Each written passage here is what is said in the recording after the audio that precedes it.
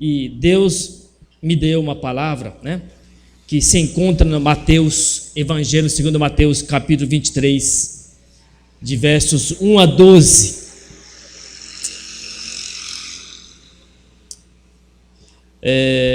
Aqui no texto, né, nós vamos encontrar que a última parte, a etapa final da vida pública de Jesus. Após a entrada na cidade de Jerusalém, Senhor Jesus travou várias discussões, né, com mestres da lei e com os fariseus. Mas a partir desse momento, capítulo 23, Jesus começa a denunciar sobre os erros desses líderes religiosos. E aqui, precisamente, no começo, na primeira parte do capítulo 23, Jesus está dirigindo a multidão e a seus discípulos, né? O texto de hoje é uma crítica à hipocrisia e legalismo religioso, né? Quando Mateus escreveu este evangelho, já se tinha passado 50 anos desde a época de Jesus. Muitas vezes, quando a gente lê o evangelho, dá uma impressão de que, né, Jesus passou por aqui, ele falou, ele fez esse ensinamento, e então, já, né, no dia seguinte, parece que Mateus, né, escreveu seu evangelho e postou no Facebook, né? Não é bem assim. Do acontecimento do evangelho, da época de Jesus, até o escrito de Mateus, passou-se 50 anos, meio século, né? E parece que meio século é os anos 80 do primeiro século, né? Primeiro século. E nesse tempo, já havia um movimento de hierarquização espiritual dentro da igreja. Estou referindo à igreja que é ouvinte de Mateus, né? Ou comunidade de Mateus, que é a igreja de Antioquia. Os irmãos lembram que a igreja de Antioquia, né, ele aparece no capítulo 13 de Atos dos Apóstolos, né, onde lá tinha profetas e mestres e tinha várias pessoas, né, professores importantes, e dentre eles apóstolo Paulo, né, e que depois logo ele vai ser enviado para a viagem missionária, né, uma igreja missionária. Então, lá nessa igreja estava havendo hierarquização espiritual, né, na época quando Mateus escreve esse evangelho, né? E Mateus está criticando não necessariamente os fariseus da época de Jesus, mas está aplicando esse texto aos mestres da Bíblia daquele tempo, quando estavam usurpando a autoridade sobre os demais membros da igreja. Olha só. Vamos para a leitura do texto, né? Eu vou ler na versão atualizada, nova atualizada, né? Tudo bem? Capítulo 23. Aqui diz assim: Então Jesus falou às multidões e aos seus discípulos. Na cadeira de Moisés se assentaram os escribas e os fariseus. Portanto, façam e observem tudo o que eles disserem a vocês, mas não os imitem em suas obras, porque dizem e não fazem. atam fardos pesados, difíceis de carregar, e os põem sobre os ombros dos outros, mas eles mesmos nem com o dedo querem movê-los. Praticam todas as suas obras a fim de serem vistos pelos outros, pois alargam os seus filactérios e alongam as franjas de suas capas. Gostam do primeiro lugar nos banquetes e das primeiras cadeiras nas sinagogas, e das saudações das praças, e de serem chamados de mestre, rabi, professor. Mas vocês não serão chamados de mestre, porque um só é mestre de vocês, e todos vocês são irmãos. Aqui na terra, não chamem ninguém de pai, porque sou um, que é o pai de vocês, aquele que está nos céus. Nem queiram ser chamados de guias, porque um só é guia de vocês, o Cristo. Mas o maior entre vocês será o servo de vocês. Quem se exaltar será humilhado, e quem se humilhar será exaltado. Vamos orar. Senhor Deus Pai, agradecemos por esta noite que podemos compartilhar esta palavra. E o Senhor faz-nos entender, lançando a luz do Espírito Santo para nosso entendimento, e também essa palavra possa ser útil para a edificação desta igreja, para a honra e glória do Teu nome. Amém.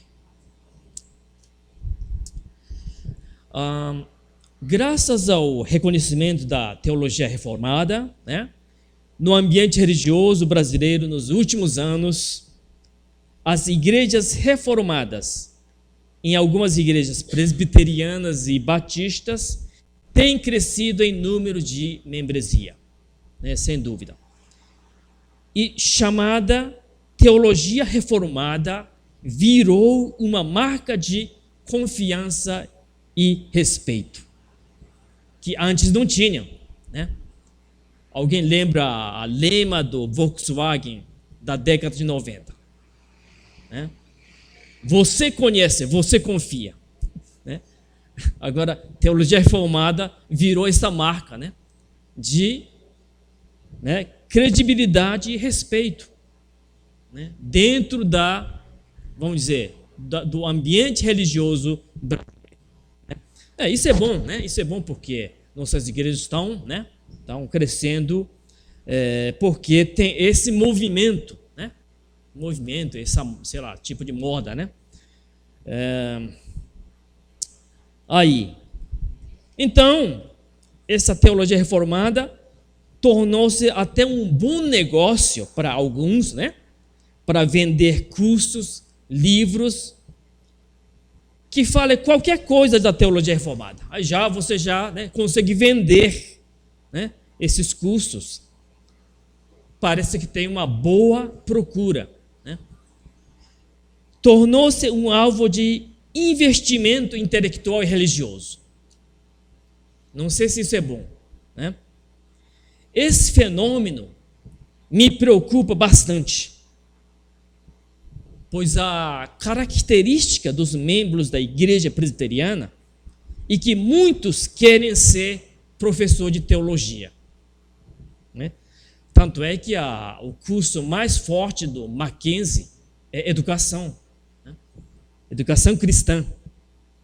E vejo que alguns se aproveitam para vender os cursos de teologia pela internet e outras vias, dando aulas particulares, E dá muita gente, Parece que nós estamos assim presenciando aquela época da Idade Antiga, quando os filósofos, aqueles filósofos, Sócrates, Platão, Aristóteles, andavam pela rua, Então os jovens iam adquirir o conhecimento, filosófico, a sabedoria, através desses mestres. E parece que eu estou vendo isso, né, nas nossas igrejas. Tem o lado bom e ruim, né? Aí eu pergunto, mas será que essa tendência é realmente saudável? Muitos jovens querem ser professores, mestres, né? Porque as pessoas procuram, respeitam, né? E muitos presbiterianos e presbiterianas querem ser educadores porque são honrados e respeitados. Por um lado, nossas igrejas estão cheias de professores. Mas, por outro lado, faltam pessoas que dedicam nos serviços manuais, né, braçais, de esforço, serviço de apoio, retaguarda. Nós sentimos falta dessas pessoas, né? Pessoas querem eu vou lá e ensinar as pessoas, né? Mas veja só, né? E aqueles trabalhos que sujam suas mãos, vocês suam, né? Então, muitas pessoas desprezam e menosprezam esse tipo de serviço, né?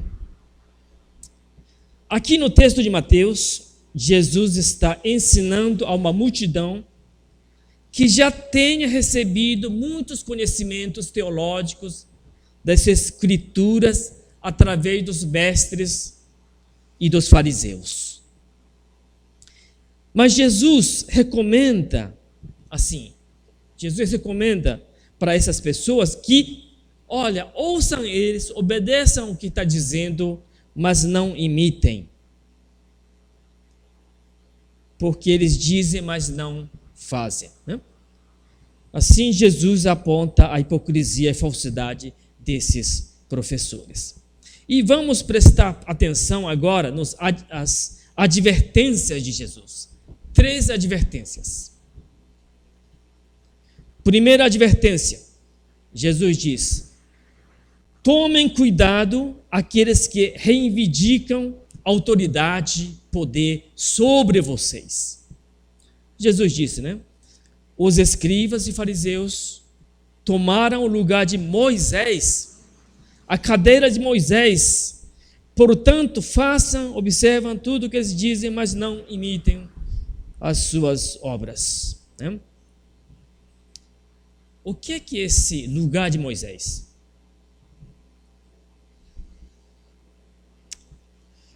Os fariseus e escribas eram responsáveis por interpretar e ensinar a lei de Moisés. Por quê? Porque naquela época, né, apenas 10% da população sabia ler e escrever. A maioria eram analfabetos, né? E então, por isso que a função, papel, profissão de escriba era muito importante. Escribas, né? E assento de Moisés representava também que eles tinham o poder, né? Ou deveres judiciais e também a liderança política sobre o povo, né? E isso dá para eles, né, o enorme poder e controle ao pensamento do povo, né, daquela geração. Tinha um grande poder de manipulação, né? E nas igrejas? As pessoas mais querem tornar ensinadores, professores, né? Bom, isso tem aspecto muito bom também, mas só que isso atribui também um certo status de poder e autoridade dentro da comunidade, né? E Isso já falei porque, por um lado, né, nós temos uma grande valorização intelectual, ou, né, o serviço intelectual, e, por outro lado, grande desprezo para os trabalhos, os demais trabalhos, né? Principalmente os manuais, braçais e ali vai. E historicamente, culturalmente, isso vem da tradição greco-romana, tradição pagã, né? Onde as elites da sociedade dedicavam apenas à atividade intelectual e os escravos dedicavam à atividade braçal. Então, evidentemente, né, a atividade intelectual era de status maior, né, elevado. E hoje nossas igrejas parecem inclinar-se a essa mentalidade pagã, outra vez, do que prestar atenção ao exemplo daquele que veio para servir, né? E não ser servido. E aí vai a segunda advertência, né? Versículo 8 a 10, né?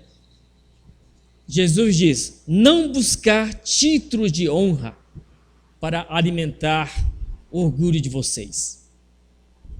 Jesus diz assim: mas vocês não devem ser chamados de mestres, pais, guias, né? Por quê? Porque a motivação desses fariseus era tudo o que eles fazem era apenas para mostrar a sua espiritualidade. Eles usavam aquele caixinha chamado filactérios, né? Aquela caixinha contém 4 textos da Bíblia, né? 2 de Êxodo capítulo 13, Deuteronômio capítulo 6, né? E mais um que eu não me lembro agora, mas tudo esses textos falam para lembrar das obras de Deus, da libertação do Egito, né? Então vocês falem para os seus filhos que Deus fez essa grande obra, e então você ensine os seus filhos para não esquecer, né? E lá fala, né? Ata na sua cabeça e no seu braço, né? Na testa, né? Ata das testas. Aí o pessoal já, né? Já assim, inventou lá a caixinha, né, para colocar na testa e no braço, amarrado, né? E lá dentro contém esses 4 versículos, né? Quando você visita a casa do judeu, né? Então no umbrais das portas também o filactério, né? A miniatura do filactério está lá, né? Está lá colado, né? Para não esquecer, mas será que está lembrando, né? O que está dentro? Eu não sei, mas vamos lá. Então, e também aumenta as franjas de suas roupas, né? As borlas, né? Isso aí também está tudo na lei de Moisés, tá? Só que agora, nesse contexto, os fariseus usavam esses, né? Esses artigos para mostrar diante do povo que eles são mais espirituais, mais dedicados, mais intelectuais, né? E dava essa, né, essa aura de, né, influência. Tá. O que acontece se aplicarmos isso à nossa igreja?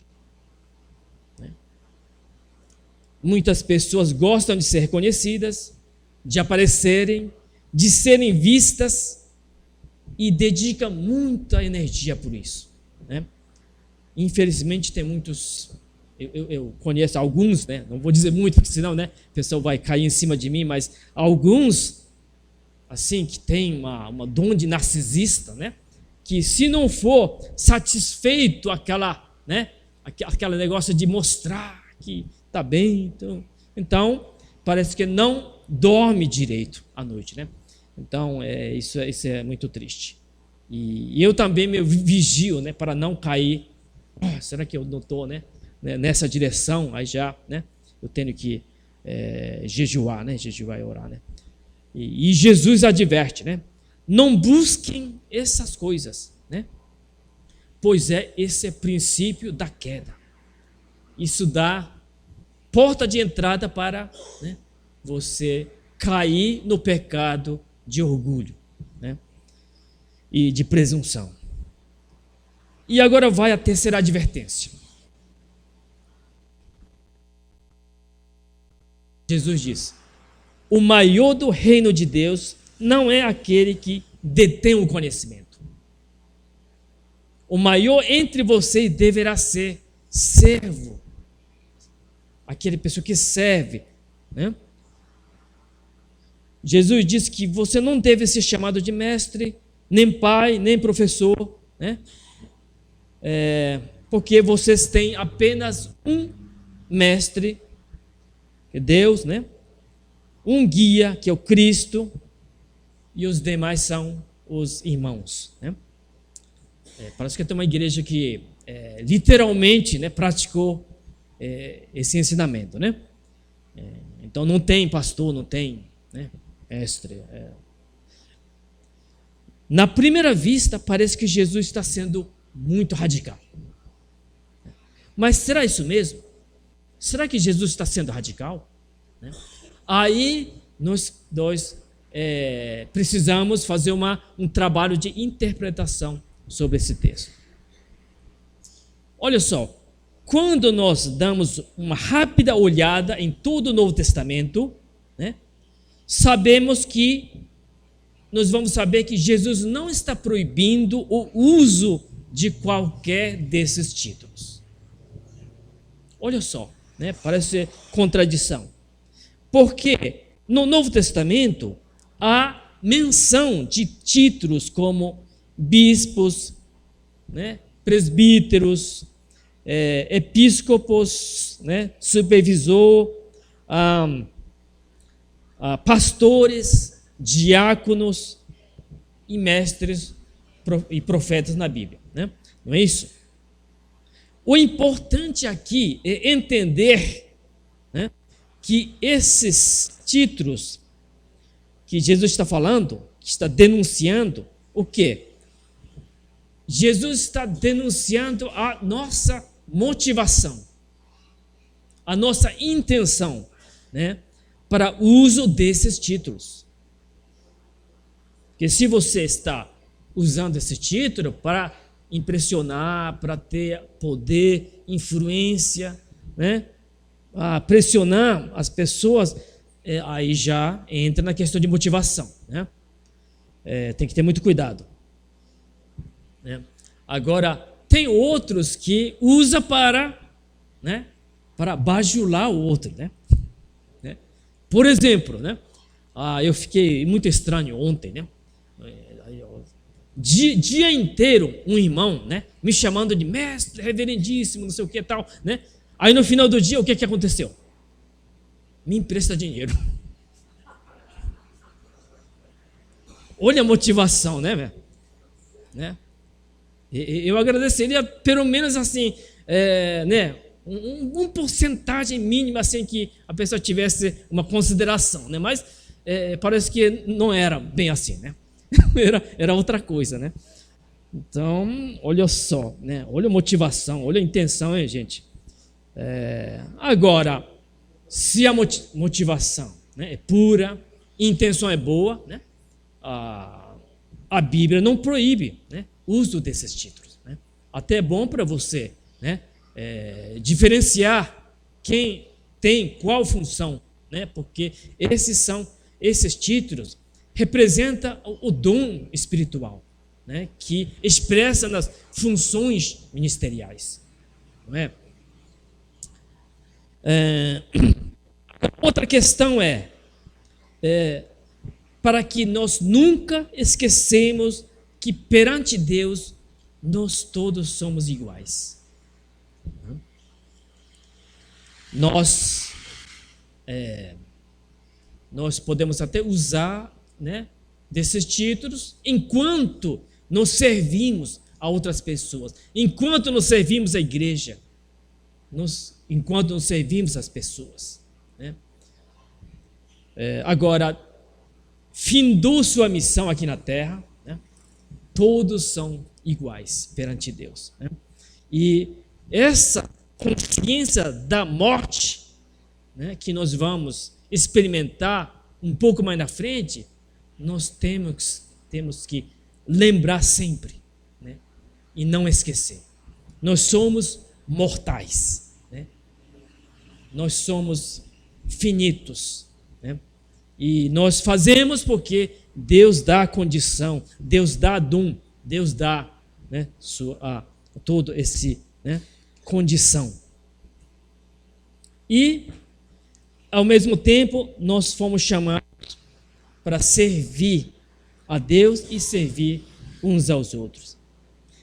E esse chamado faz com que nós sejamos humildes, né? E nós evitemos de cair do pecado de orgulho.